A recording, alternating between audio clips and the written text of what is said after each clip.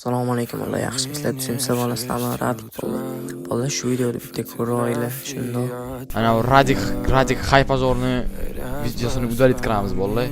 Meni haypazorlik qilib, lokatsiyadan kirib video yasagan, shu blok bo'ladi deganlar. Shu blok bo'ladi, sizlar yetib shu blok bo'ladi videosi. Keyin hech qachon unaqa video qo'ya olmaydi.